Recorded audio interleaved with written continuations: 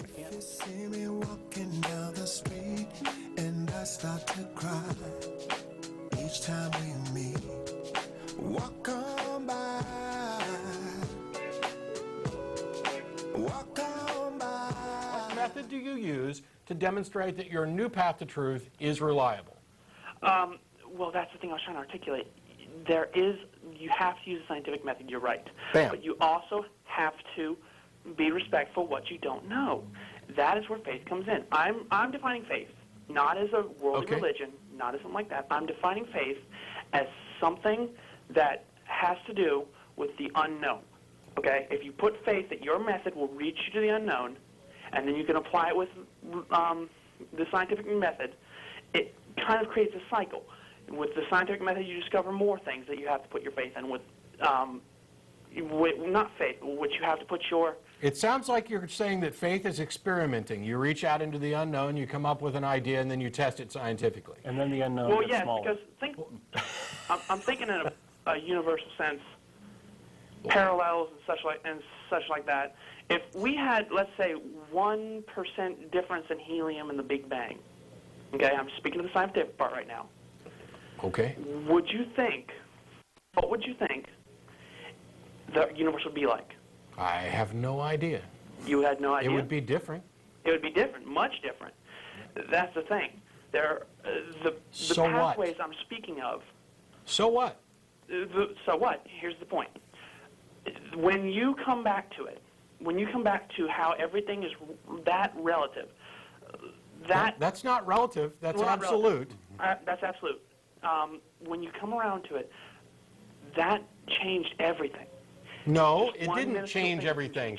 It didn't change anything. You are presenting a hypothetical situation that is different. Exactly. It would be a different set of circumstances. Mm-hmm. But that didn't change anything. It's not like this other universe necessarily existed like and it somebody happened. tweaked the helium and a here we thought are.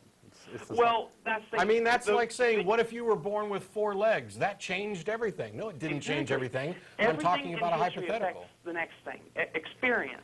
Every experience affects the next person. Everything, it's a chain. Okay. It is not an exact, and I love that you guys stayed on with me this long. No one really argues with me this long. They just kind of close their ears and go, la, la, la, la, la. I'm close to that. Get to the point. I will say this. I can never convince you to faith. I could never do that. Well, not until you actually demonstrated that it was a reliable anything, that it had any value. Exactly. And that's where I'm going to stop, because I'm not religious. I do not believe in a God. I believe in universal truth. And at this point... What kind of universal truth?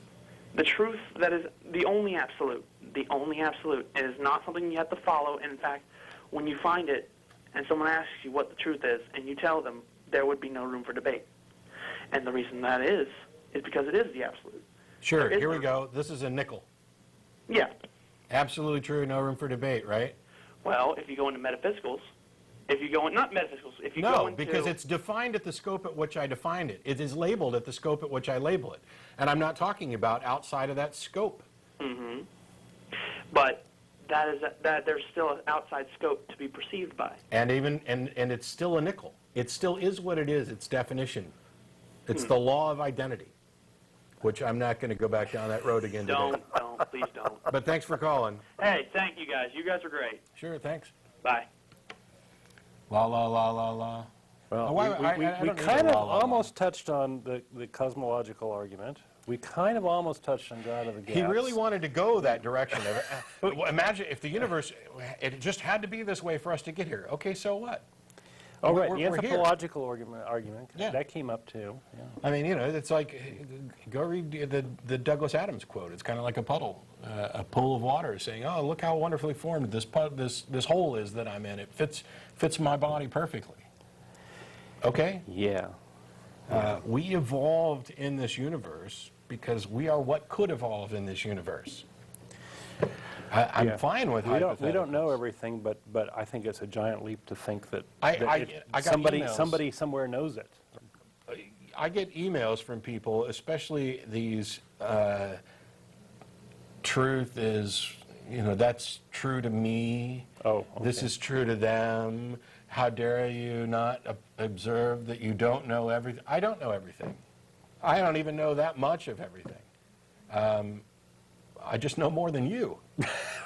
Or call us up and set us straight.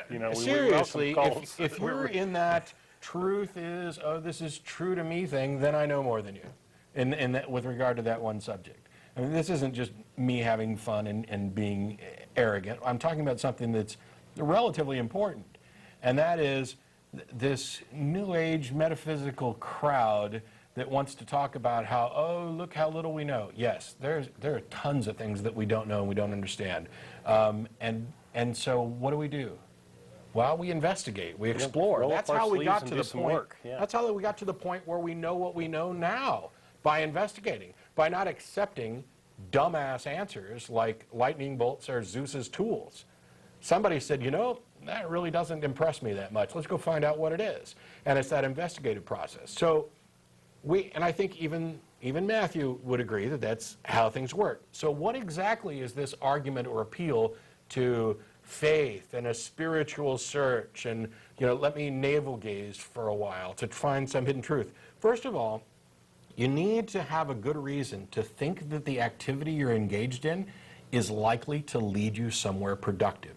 I had a guy email me this past week, I kid you not, who was saying, I find value in the pursuit of spirituality, even though I don't think because I'm looking for the answer to why are we here, and I don't think we'll ever find the answer, and if we ever do find the answer, I don't think we'll understand it.